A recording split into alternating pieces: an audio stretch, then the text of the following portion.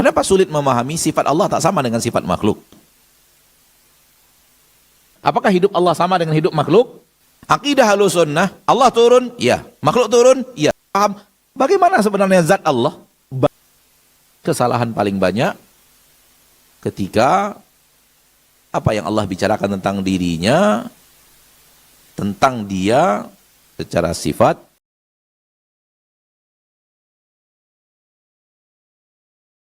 mari kita lihat yang salah.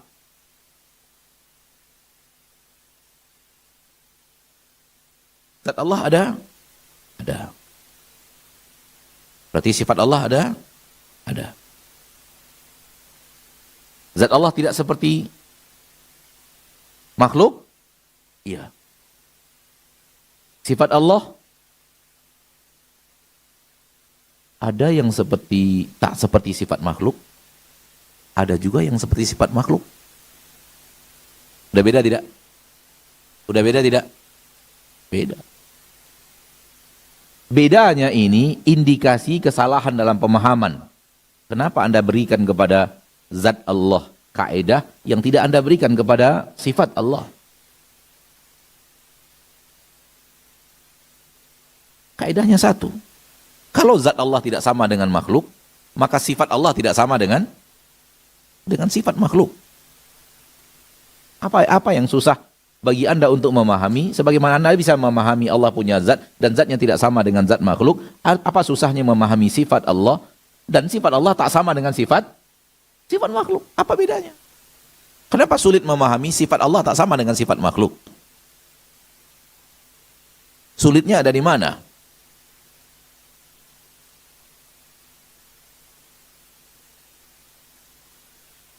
Allah hidup. Sama dengan hidupnya makhluk? Tidak. Masya Allah. Berarti sama dengan kaidah dalam zat tadi. Hidup, kita yakin. Sebagian kaum muslimin meyakini Allah hidup. Lalu ditanyakan, apakah hidup Allah sama dengan hidup makhluk? Jawabannya, tidak. Sama enggak dengan keyakinan dia tentang zat? Sama atau tidak? Berarti benar keyakinan ini. Taib. Allah turun. Turun. Kok turun? Kalau Allah turun seperti makhluk dong. Coba lihat.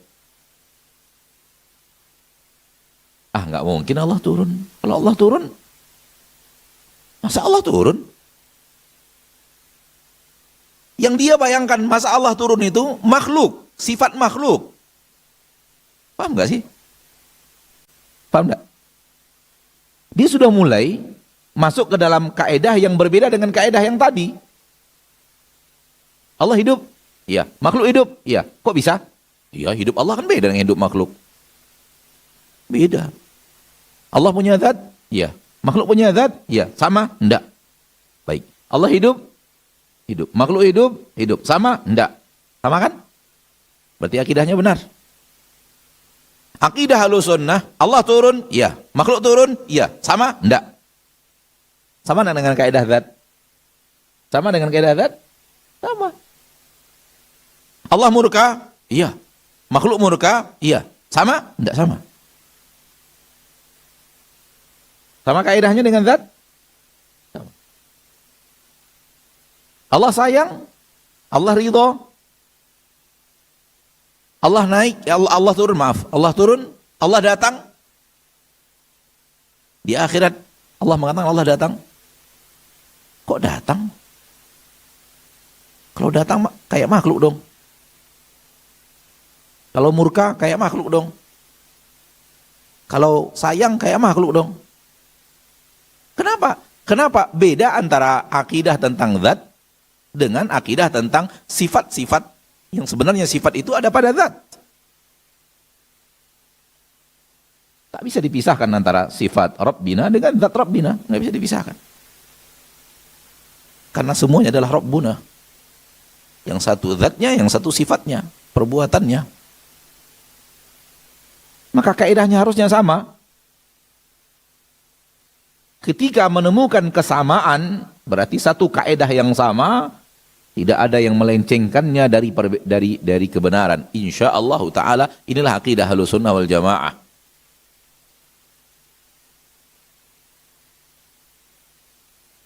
Apa yang Anda yakini tentang zat, kaidah yang sama yakini tentang sifat.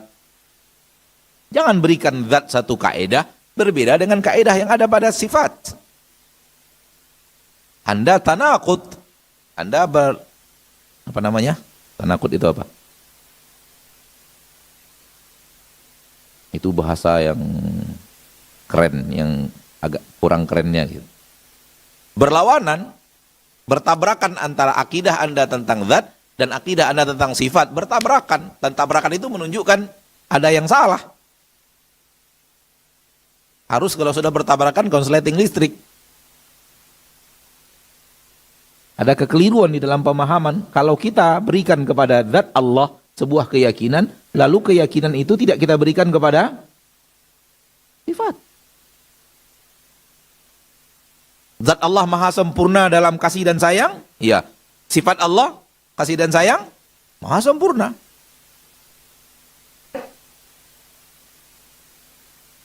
Allah tidak punya aib di dalam zat? Iya. Makhluk sifat juga tidak ada aib dan kekurangan di dalamnya. Kaidah yang sama. Apa yang membedakannya?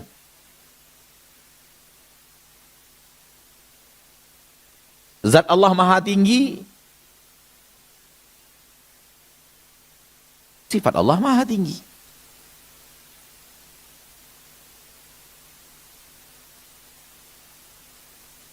Sebagian kaum muslimin meyakini sifat Allah itu maha tinggi. Sifat Allah itu tinggi. Sifatnya sifat yang terbaik, yang tertinggi, namun zatnya enggak.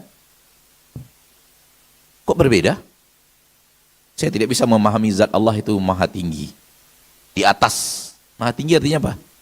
Di atas, dia yang paling tinggi. Gak ada lagi yang lebih tinggi daripada dia. Itu sifat yang ada pada zat. Namun dia tidak mau mengimani kalau sifat yang dia adalah kasih sayang, agung, mulia, tinggi dalam. Oke, tapi zat enggak. Terjadi hal yang tak selaras, bertabrakan. Indikasi, insya Allah, indikasi ada kesalahan dalam pemahaman.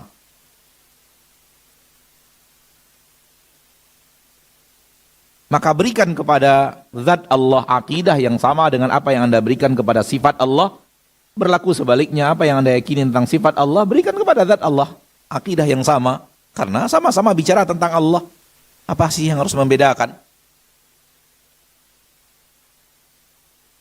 Ketika Anda bisa menerima Allah Tabaraka wa Ta'ala maha tinggi zatnya, sifatnya, maka terjadi kesamaan. Ketika Anda meyakini bahwa Allah Tabaraka wa Ta'ala zatnya tidak sama dengan sifat zat makhluk, maka seluruh sifat Allah tidak ada yang sama dengan sifat makhluk.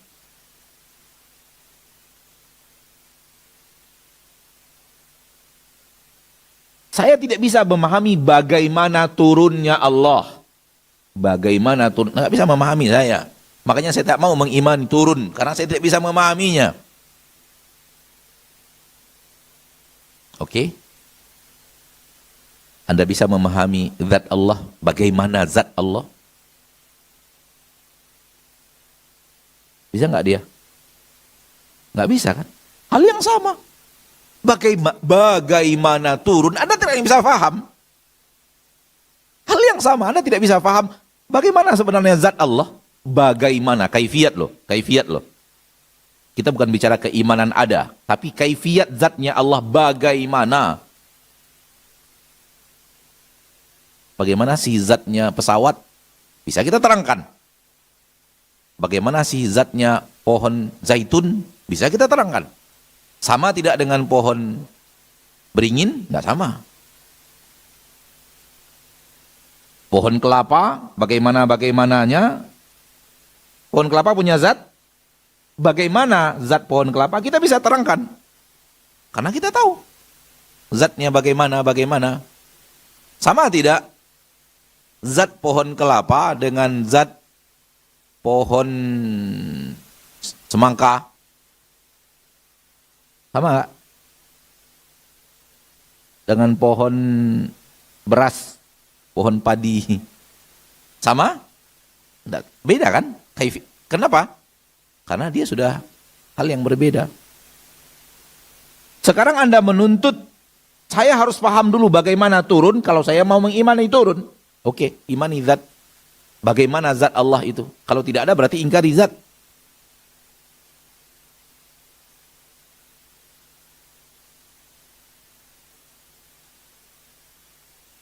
Sebenarnya gampang. Tapi kalau sudah masuk yang susah-susah dalam pemahaman, membantahnya masuk juga kita hal-hal yang rumit dalam berbicara. Sehingga terjadi fokus pembicaraan kita, kok begini ya. Karena mereka juga melakukan hal yang sama. Maka ketika kita membantah, kita akan masuk kepada pola bantahan yang lari-lari seperti itu. Untuk mengembalikan mereka ke... Sebenarnya hal yang gampang. Kita yakin ada, tak tahu bagaimana. Hal yang sama kita yakin ada, tak tahu bagaimana. Lakukan itu kepada aneka ragam yang diingkari manusia dari nas yang Allah bicara tentang dirinya, dari seluruh nas yang Rasul bicara tentang Allah. Imani, tak tahu bagaimana. Kenapa? Zat Allah kita imani dan tak tahu bagaimana.